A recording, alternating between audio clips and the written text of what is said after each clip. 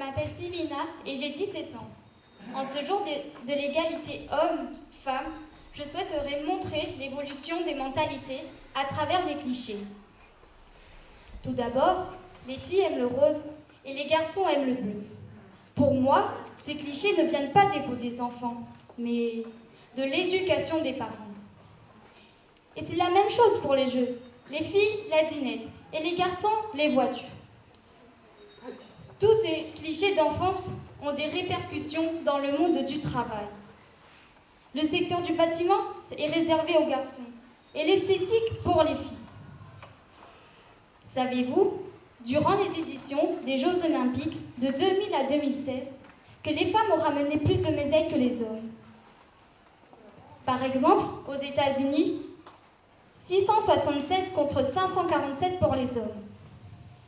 Alors arrêtons d'émettre des clichés banals sur le statut de l'homme ou de la femme. Mais ce n'est pas tout. Vous avez déjà entendu ce fameux proverbe? Femme au volant, mort au tournant. Qui pourrait prouver que les femmes sont plus dangereuses au volant, alors que les statistiques prouvent le contraire? Pour preuve, 82% d'hommes à l'origine d'accidents mortels et 18% pour les femmes. Pensez-vous que ces clichés font évoluer la société? D'ailleurs, est-il toujours acceptable, au XXIe siècle, que l'autorité s'incarne plus dans l'homme que dans la femme? J'entends par autorité l'autorité aussi bien politique, professionnelle que personnelle. Nous savons tous qu'aujourd'hui, dans notre société, il y a de plus en plus de familles monoparentales, cette dernière étant la plupart du temps gérée par une mère seule. Est-ce que l'autorité est remise en question dans ce genre de situation? Non, puisque la femme détient une autorité qui est propre à la figure maternelle qui sommeille en elle. Certes, elle est plus sensible que les hommes, mais cela n'enlève rien à son autorité.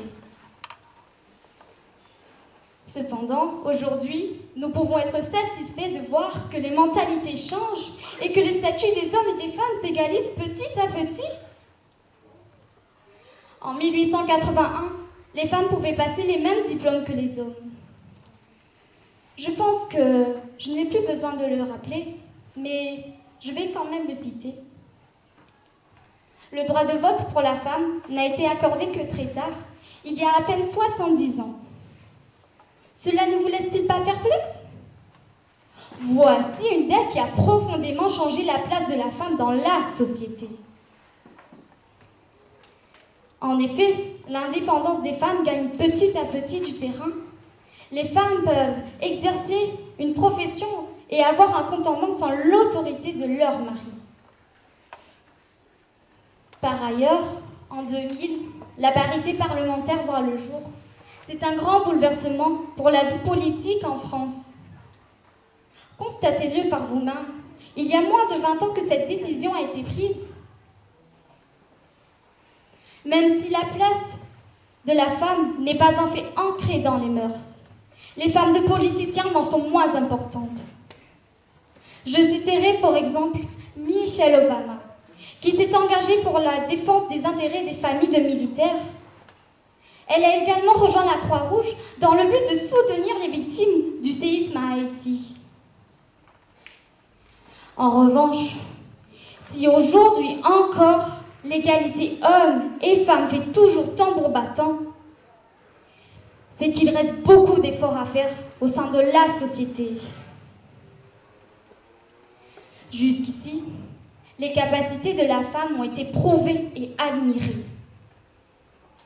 Il est temps, pour nous et pour vous tous, d'anéantir les clichés qui nous étouffent. Nous ne devons pas satisfaire des petits points acquis et laisser les choses telles qu'elles sont. Nous devons rester fermes, solides, sereines et actifs pour avancer.